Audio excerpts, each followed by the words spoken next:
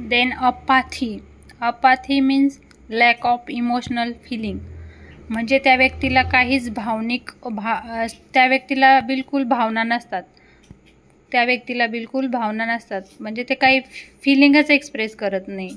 कोणत्याही परिस्थितीत ते काय करतात, एकदम शांत राहतात, काहीच फिलिंग दाखवत नाही, त्याला म्हणतात अपाथी. नंतर एजिटेशन म्हणजे काय, प्रेझेन्स ऑफ एन्झायटी. एजिटेशन म्हणजे काय की तो बघा एजिटेशन म्हणजे तो व्यक्ती कसा आहे, टेन्शनमध्ये आहे. टेन्शन म्हणजे त्याला एन्झायटी आहे, नावावरून लक्षात ठेवायचं. अपाथी म्हणजे त्याला इमोशनल फिलिंग नाही आहे. त्यानंतर एजिटेशनमध्ये काय लक्षात ठेवायचं, तर प्रेझेन्स ऑफ एन्झायटी. एजिटेशन म्हणजे त्या व्यक्तीला काय असतं, एन्झायटी म्हणजे चिंता असते समोरची. एन्झायटी म्हणजे काय, चिंता असते. तर कोणत्याही गोष्टीची, भविष्यातली चिंता किंवा कोणत्याही गोष्टीची चिंता असते, त्याला म्हणतात प्रेझेन्स ऑफ एन्झायटी म्हणजेच एजिटेशन. आणि मोटार सिव्हिअर रेस्टलेसनेस म्हणजे तो एकदम व्यक्ती काय असतो, नॉर्मल एकदम, म्हणजे त्याचं मन स्थिर नसतं एका जागेवर, एकदम म्हणजे तो टेन्शनमध्ये असतो, एका जागेवर थांबत नाही, त्याला म्हणतात एजिटेशन. त्याच्या टेन्शनवरून लक्षात ठेवायचं की तो टेन्शनमध्ये, म्हणजे त्याला एन्झायटी आहे आणि तो एका जागेवर थांबत नाही. देन स्टूपर म्हणजे तो व्यक्ती एकदम शांत होऊन जातं. स्टूपर म्हणजे काय, एकदम शांत, कुणाला बोलत नाही, अशा पद्धतीने त्याला म्हणतात stupor. Then positive symptom. Positive सिम्पटममध्ये बिहेवियर इन्क्रीज होतं आणि निगेटिव्ह सिम्पटममध्ये बिहेवियर डिक्रीज होतं. यावरून तुम्ही सिम्पटम लक्षात ठेवू शकता. हे बघा आता, पॉझिटिव्ह सिम्पटममध्ये काय, डिल्युजन म्हणजे की त्याला फॉल्स फिक्स बिलीफ असतो, कोणत्याही गोष्टीचं तो शंका धरतो, ओके नाही, की तो शंका धरतो. नंतर हालुसिनेशन म्हणजे त्याला भास होत राहतात.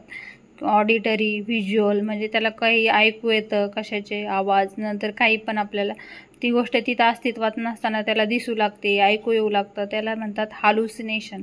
नंतर एक्साइटमेंट, तो व्यक्ती एकदम एक्साइटमेंट असतो, तो शांत बसलेला असतो का नाही, म्हणजे तो व्यक्ती एकदम एक्साइटमेंट असतो कोणत्याही गोष्टीमध्ये, असं म्हणजे जास्त अग्रेसिव्ह बिहेवियर म्हणता येईल त्याला. हो, की अग्रेसिव्ह बिहेवियर म्हणजेच तो व्यक्ती काय करतो, एकदम त्याला कोणी बोलण्यासाठी गेलं तर तो एकदम चिडेल, एकदम रागवेल किंवा मारण्याचा प्रयत्न करेल, याला म्हणतात अग्रेसिव्ह बिहेवियर. तो शांत समजून घेणारा व्यक्ती असेल का, नाही, तर त्याचं बिहेवियर कसं असतं, अग्रेसिव्ह.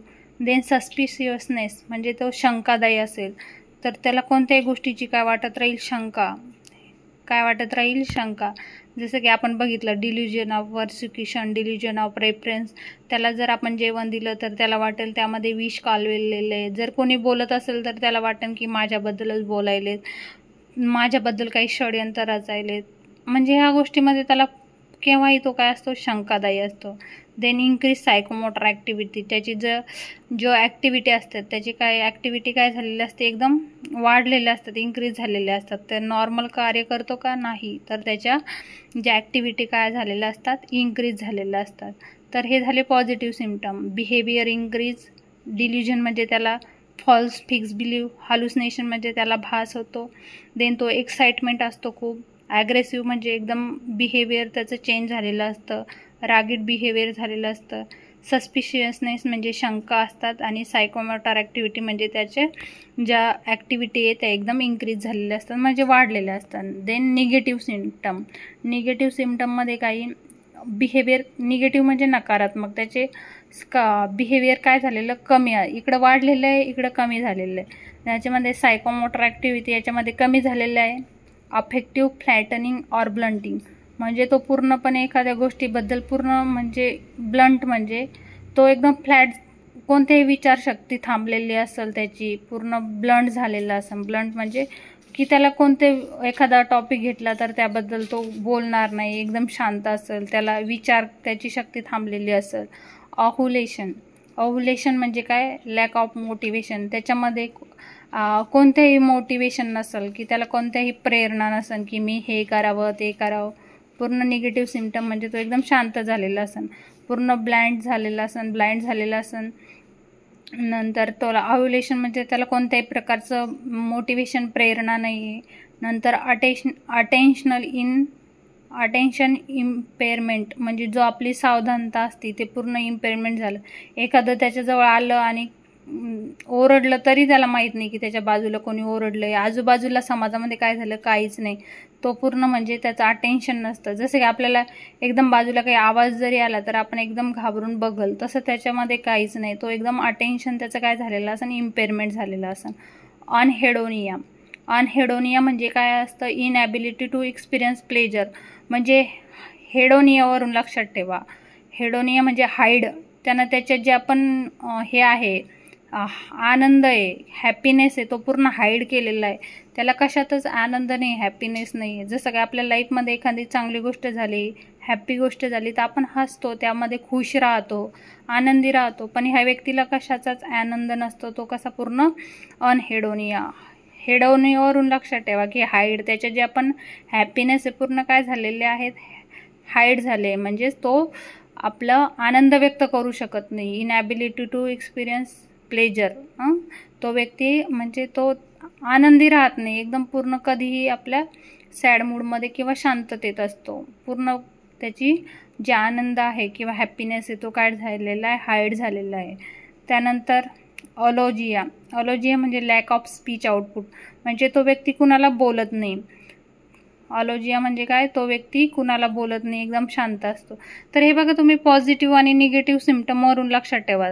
तर याच्यामध्ये पॉझिटिव्ह म्हणजे त्याला भास होतो, हो की नाही, फॉल्स फिक्स बिलीफ झालेला असतो. आणि याच्यामध्ये निगेटिव्हमध्ये पूर्ण तो शांत झाला आहे, कुणाला बोलत नाही, त्याला अटेन्शन नाही, त्याला काही भावना नाही आहे, काही आनंद नाही आहे. याच्यावरून तुम्ही पॉझिटिव्ह आणि निगेटिव्ह सिम्पटम लक्षात घेऊ शकता.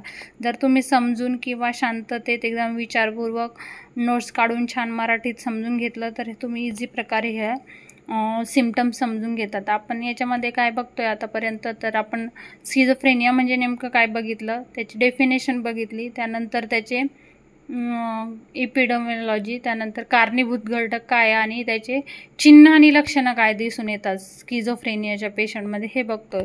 त्यानंतर जर थॉट आणि स्पीचबद्दल जर सिम्पटम सांगायचे म्हटले तर autistic thinking.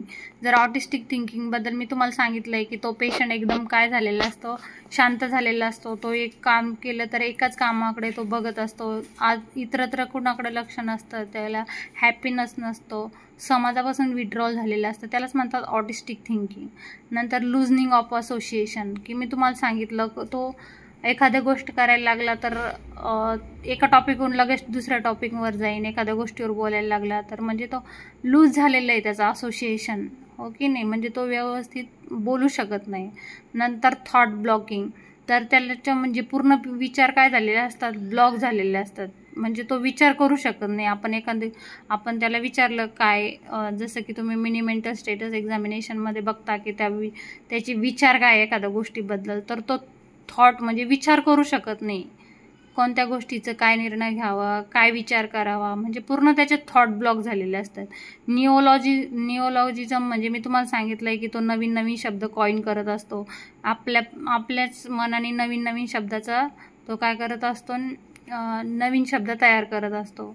Then poverty of speech म्हणजे तो बोलू शकत नाही. पुअर्टी ऑफ स्पीच म्हणजे त्याला जरी मनात भावना असल्या पण तो काही बोलू शकत नाही. Poverty of speech. Poverty of idea म्हणजे त्याच्या मनामध्ये कोणत्याही कल्पना नसतात. आपल्याला कसं नवीन नवीन कल्पना सुचत असतात तसं ह्या पेशंटला कोणत्याही प्रकारच्या कल्पना सुचत नाही. Then auditory hallucination. Auditory hallucination म्हणजे त्याला आवाज येतात, एकदम कशाचे आवाज त्याला येतात, भास होतो त्याला कुठून तरी आवाज येत आहे. नंतर व्हिज्युअल, त्याला अचानक कशाचे चित्र दिसल, फॅन बंद आहे तर फॅन फिरताना दिसल, असे कोणतेही वेगवेगळ्या प्रकारचे त्याला व्हिज्युअल हॅल्युसिनेशन होईल. इकोलालिया. इकोलालिया म्हणजे रिपिटेशन ऑफ एखादा फ्रेज आहे तोच तो रिपीट करण. नंतर व्हर्बिजरेशन म्हणजे यामध्ये पण पेशंट काय करतो, रिपीट शब्द बोलत असतो. देन आपण राहिलेले क्लिनिकल टाईप्स त्यानंतर आपण मॅनेजमेंट काय करतो स्किझोफ्रेनियावर, हे आपण नेक्स्ट पार्टमध्ये बघू. थँक्यू.